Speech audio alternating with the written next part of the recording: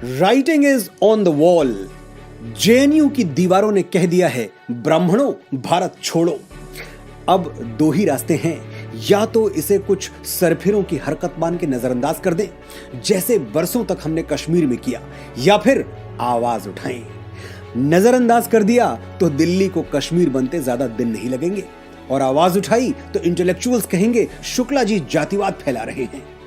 जो मुझसे, मेरे चरित्र से परिचित हैं, वो जानते हैं कि मैं जातिवादी नहीं, राष्ट्रवादी हूं, स्वाभिमानी हूं। ब्राह्मण होना, सनातनी हिंदू होना मेरा स्वाभिमान है, जैसे भारतवासी होना। आज फिर मेरे स्वाभिमान को चुनौती दी गई है। मैं बड़ी विनम्रता के साथ अपना पक्ष रखना चाहूंगा, बताना चाहूंगा कि ब्राह्मण है कौन। ये नव जागरण का युग है, दुनिया बदल रही है, पुराने स्टीरियोटाइप्स टूट रहे हैं, टेक्स्ट बुक्स में बाबरों और शाहजहां के पन्ने घट रहे हैं, छत्रपति शिवाजी महाराज और लोकमान्य तिलक की धमक बढ़ रही है। तो ब्राह्मण कुल को भी अपने हिस्से का न्याय मिलना ही चाहिए। आज मैं आपको ब्राह्मणों के त्याग और बलिदान की वो सच्ची कहानियां सुनाऊंगा, जिन्हें झुठलाने के लिए विदेशी आक्रांताओं और देशी एजेंडाधारियों ने हमें बचपन से एक प्रोपोगंडा थ्योरी तोते की तरह रटा दी है। Once upon a time there was a greedy and wicked Brahmin। लेकिन तोते तो हम हैं नहीं, इंसान हैं। तो चलिए इंसानों की तरह पहले आरोपों को सुनते हैं, फिर सच को समझते हैं।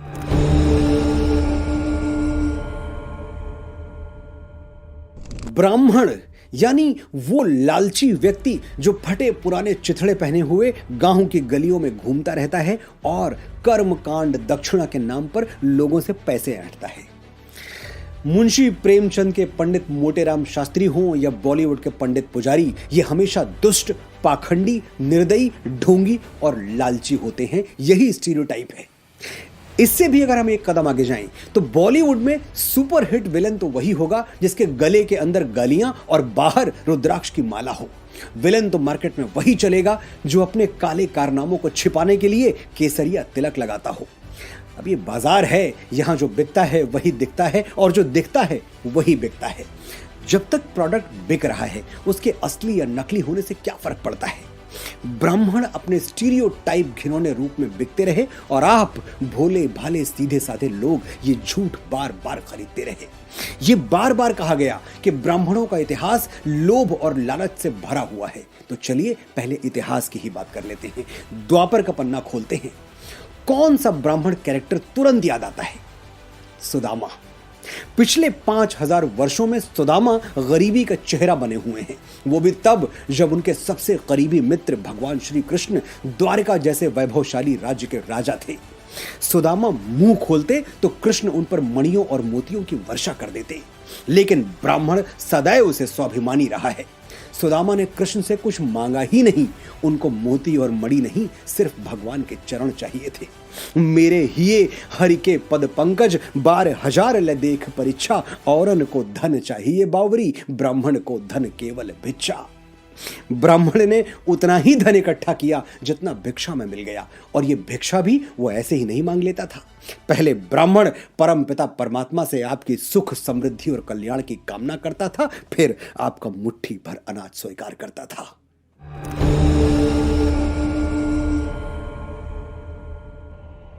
कुछ लोग हैं जिन्हें भारतवर्ष में कुछ भी अच्छा दिखाई नहीं देता, लेकिन मैं और आप तो खुले मन से स्वीकार करते हैं कि भारत जैसी गौरवशाली संस्कृति दुनिया में कहीं और नहीं। तभी तो जो हमें लूटने आए, उन्होंने हमारे सोने चांदी से भी पहले हमारी संस्कृति को लूटना चाहा, हमारे ग्रंथ जला दिए, हमारे स्वर्णिम अतीत के चिन्ह मिटा दिए। फिर भी हमारे गर्व करने के लिए बहुत कुछ बच गया। अपना सब कुछ हूं लुटा चुका, फिर भी अक्षय है धनागार, पंडित अटल बिहारी वाजपेयी याद आते हैं। सवाल यह है कि जो बच गया वो बचाया किसने? ब्राह्मणों ने। वेद, पुराण, उपनिषद, रामायण, महाभारत, भगवत गीता, ऐसे ऐसे अनमोल सनातन ग्रंथ, इनकी पांडुलिपियों को इस्लामिक हमलावरों और अंग्रेजों से बचाने के लिए ब्राह्मण अपने प्राणों पर खेल गए। ब्राह्मणों का इतिहास में कोई योगदान नहीं है। अच्छा, भारत की स्वतंत्रता के लिए पहला बलिदान किसने दिया था? वीर मंगल पांडे ने, ब्राह्मण थे। और मैसेडोनिया का वो लुटेरा सिकंदर, उसके विरुद्ध पहला विद्रोह किसने किया था? ब्राह्मणों ने। ब्रह्मस्थल नगर की दिव्य भूमि पर बलिदान हो गए, लेकिन उस अत्याचारी की सत्ता को स्वीकार नहीं किया। और अखंड भारत का पहला सपना वो किसने देखा था? एक ब्राह्मण ने। चाणक्य का नाम मुझे आपको याद दिलाने की जरूरत नहीं है, आप पढ़े लिखे हैं। तक्षशिला विश्वविद्यालय में प्रोफेसर थे चाणक्य। थोड़े दिनों में डीन बन जाते या फिर वाइस चांसलर। क्या पड़ी थी कि हजारों टुकड़ों में बटे हुए राष्ट्र को समेटते फिरते। धनानंद ने कहा भी था, कोई अच्छा सा पद ले ले मेरे दरबार में और चैन की बांसुरी बजा। लेकिन चाणक्य ने बांसुरी नहीं, बिगुल बजा दिया और ले आए भारतवर्ष को एक ध्वज के तले। सम्राट बनने की बारी आई तो चाणक्य स्वयं सम्राट बन सकते थे, लेकिन बने नहीं। बनाया किसको? एक निर्धन वंचित वनवासी को। इसी बात से मुझे अगला आरोप याद आता है, ब्राह्मण सत्ता के लोभी होते हैं।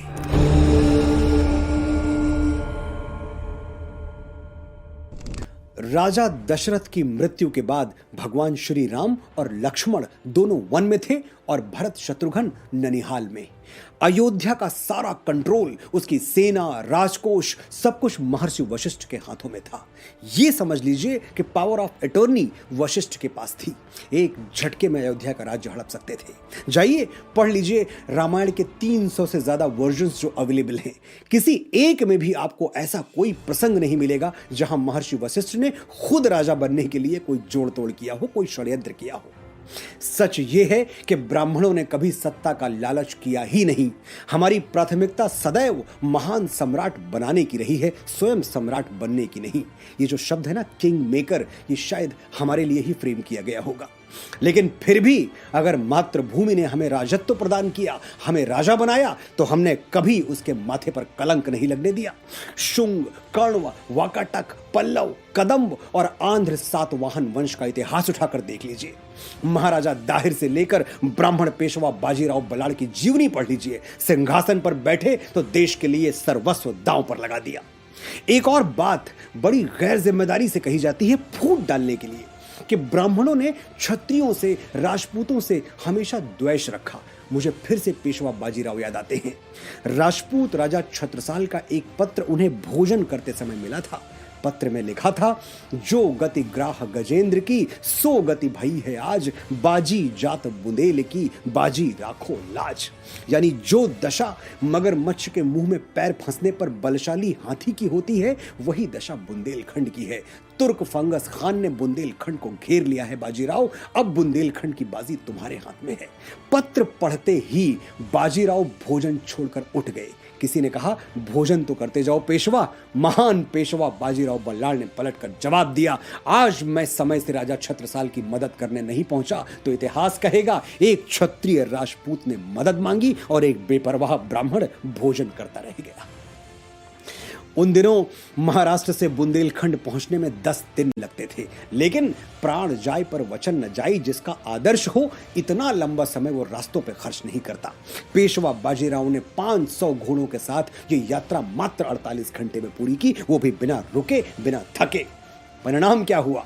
महायोद्धा बाजीराव ने फंगस खान की गर्दन धड़ से उतार दी और राजा छत्रसाल सहित पूरे बुंदेलखंड को अभय प्रदान किया। राजा छत्रसाल ने ही कहा था, जग उपजे दो ब्राह्मण, परशु और बाजीराव, एक डाही राजपुतिया, एक डाही तुर्काव। यानी इस संसार में आज तक 2 सबसे अभूतपूर्व ब्राह्मण जन्मे हैं, एक भगवान परशुराम और दूसरे पेशवा बाजीराव। ये है हमारा गौरव, हमारा स्वाभिमान और मातृभूमि के प्रति हमारी कृतज्ञता। लेकिन आजकल कुछ लोग ब्राह्मणों के बलिदान और त्याग को सम्मान की दृष्टि से नहीं देखते, क्योंकि वो ब्राह्मणों को वर्ण विभाजन का दोषी मानते हैं।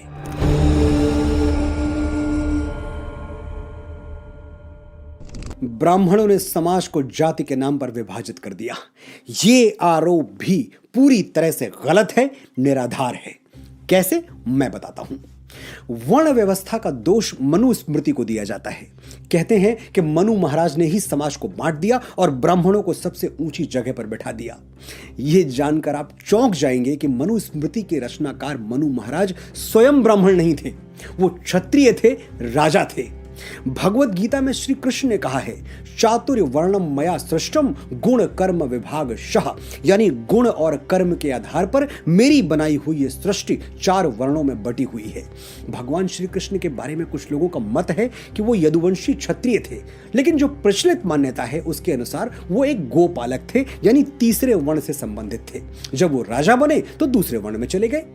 आप श्री कृष्ण को दूसरे वर्ण का माने या तीसरे, लेकिन ब्राह्मण तो वो कतई नहीं थे। न कृष्ण ब्राह्मण थे न मनु महाराज, तो फिर कोई ये कैसे कह सकता है कि वर्ण व्यवस्था ब्राह्मणों की बनाई हुई है। सच तो यह है कि मनु महाराज हों या मधुसूदन श्री कृष्ण, उन्होंने वर्ण विभाजन बड़े रैशनल, बड़े ही साइंटिफिक तरीके से किया था, कर्म के आधार पर। सोचिए, अगर ऐसा ना होता तो महाराज मनु स्वयं को दूसरे वर्ग में और भगवान श्री कृष्ण स्वयं को तीसरे वर्ग में क्यों रखते? जब वही नियम बना रहे थे तो खुद को सबसे ऊपर रख लेते। कॉमन सेंस अप्लाई कीजिए। अगर आपको किसी कंपनी में अपना पद चुनने का अधिकार हो तो आप सीईओ बनेंगे या स्वीपर? बात शीशे की तरह साफ है। सनातन में सदैव कर्म के अनुसार ही जाति का निर्धारण होता है, जन्म के आधार पर नहीं। श्री रामचरितमानस में गोस्वामी बाबा तुलसीदास भी यही कहते हैं, कर्म प्रधान विश्व करि राखा, जो जस करहि सो तस फल चाखा। लेकिन हमारे देश में मैकाले के मानस पुत्रों की कोई कमी थोड़ी है। इन सो कॉल्ड इंटेलेक्चुअल्स को तो विदेशी प्रमाण चाहिए। कोई बात नहीं, विदेशी प्रमाण भी है। मेगास्थनीज की बुक इंडिका, मेगास्थनीज ने बताया है कि भारतीय समाज कुल 7 भागों में बटा हुआ है। दार्शनिक, किसान, चरवाहे, कारीगर, सैनिक, ओवरसियर यानी प्रशासनिक कार्य करने वाले, और अंतिम है पार्षद व मूल्यांकन करता यानी अच्छे चरित्र वाले बुद्धिमान लोग। अब आप ही विचार करिएगा, क्या ये 7 वर्ग जन्म आधारित हो सकते हैं? इस बात की गारंटी कौन लेगा कि दार्शनिक का बेटा दार्शनिक ही होगा या फिर पार्षद का बेटा पार्षद? इस बात की हमेशा संभावना बनी रहती होगी कि किसी एक परिवार में ही इन 7 अलग अलग डायमेंशंस के लोग रहते हों। एक और बात, मेगास्थनीज ने इंडिका में साफ साफ लिखा है कि भारतीय समाज में कोई भी ब्राह्मण हो सकता है। ब्राह्मण होना किसी वर्ग विशेष का एकाधिकार नहीं है। यदि आप ब्राह्मणों जैसी जीवनचर्या रखते हैं, वैसी तपश्चर्या रखते हैं, यदि आप ब्राह्मणों जैसा ज्ञानार्जन करते हैं तो आप ब्राह्मण हो सकते हैं। इसके लिए ब्राह्मण कुल में जन्म लेना बिल्कुल भी आवश्यक नहीं है, ये मेगास्थनीज ने लिखा है। तो एक बात प्रमाणित हो गई कि भारतीय समाज में कभी भी वर्ण जन्म आधारित नहीं रहे, हमेशा कर्म आधारित रहे हैं। इसलिए ब्राह्मणों को वर्ण व्यवस्था का दोषी साबित करना कोरी मूर्खता से ज्यादा और कुछ भी नहीं है। इस संसार में ब्राह्मण ही अकेला है जिसके पेट में रोटी भले ना हो, लेकिन होठों पर विश्व कल्याण की प्रार्थना हमेशा रखी हुई मिलेगी। पृथ्वी ही शांतिरापः, अनगिनत रिलीजन्स हैं दुनिया में, सब अपने अपने फॉलोअर्स के लिए कल्याण की कामना करते हैं, करनी भी चाहिए। लेकिन सिर्फ सनातन है जो पूरी पृथ्वी की शांति मांगता है। ये आवाज सिर्फ मंदिरों से आती है, और उन मंदिरों में कोई ब्राह्मण अपने कंठ से ये स्वर उच्चारित कर रहा होता है।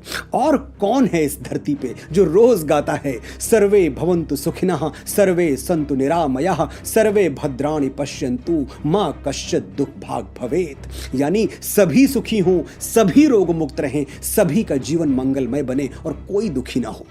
ये सभी का मतलब समझ रहे हैं ना आप? सभी यानी छोटा बड़ा, ऊंच नीच, धनी निर्धन, ब्राह्मण गैर ब्राह्मण। और ये तो फिर भी मनुष्य ठहरे, सभी में तो अणु से ब्रह्मांड तक सभी शामिल हैं, चींटी से हाथी और गौरैया से गिद्ध तक सभी। ये हैं ब्राह्मणों के आदर्श, ये है हमारी एक दूसरे का हाथ थामकर आगे बढ़ने की भावना। इसलिए आज के बाद ब्राह्मणों पर टिप्पणी करने से पहले एक बार ये जरूर सोचिएगा कि जब भी सनातन और भारतवर्ष को तोड़ने की कोशिश की गई, तब ब्राह्मणों ने ही अपनी शिखा खोलकर राष्ट्र और उसकी संस्कृति को एक सूत्र में बांधा है। मैं गर्व से कहता हूं कि मैं ब्राह्मण हूं। मैं वो दधीची हूं जो विश्व कल्याण के लिए अपनी हड्डियां दान करने से पहले 2 बार नहीं सोचता। मैं वो परशुराम हूं जो श्री राम जैसी मर्यादा मूर्ति क्षत्रियों को अपनी सारी शक्तियां सौंप देता है। मैं वो चाणक्य हूं जो एक वंचित वनवासी को उठाकर भारतवर्ष के राज सिंहासन पर बिठा देता है। मैं वो आदि शंकराचार्य हूं जो अपने असीम ज्ञान के प्रताप से समूचे भारतवर्ष को एक भगवा ध्वज के तले ला खड़ा करता है। मैं रामकृष्ण परमहंस हूं जिसकी शरण में आने वाला विवेकानंद हो जाता है। मैं स्वामी समर्थ रामदास हूं जो छत्रपति शिवाजी महाराज जैसा शिष्य देके इस धरा को धन्य कर देता है। मैं पेशवा बाजीराव बलाड़ हूं जो एक राजपूत राजा के स्वाभिमान के लिए थाली में सजा हुआ भोजन छोड़कर रणभूमि की ओर चल पड़ता है। मैं मंगल पांडे हूं जो स्वाधीनता के मस्तक पर तिलक बनकर जगमगाता है। मैं राजगुरु हूं, तात्या टोपे हूं, परमवीर कैप्टन मनोज पांडे हूं। मैं चंद्रशेखर तिवारी आजाद हूं। मैं वीर सावरकर हूं जो अंडमान की सेलुलर जेल में 2 कटोरी पानी पी के स्वाधीनता के स्वप्न को जीवित रखता है। मैं बाल गंगाधर तिलक हूं जो भारतवर्ष को एक बार फिर अपनी संस्कृति पर गर्व करना सिखाता है। मैं दयानंद सरस्वती हूं जो अंग्रेजों के पथभ्रष्ट किए हुए भारत को संदेश देता है, वेदों की ओर लौटो। मैं ही इस यशस्वी ब्रह्मकुल की बेटी रानी लक्ष्मीबाई हूं जो मातृभूमि की रक्षा के लिए फिरंगियों के बदन में अपनी तलवार का लोहा उतार देती है। हम ब्राह्मण हैं, जन्मजात तपस्वी हैं, जन्मजात साधक हैं।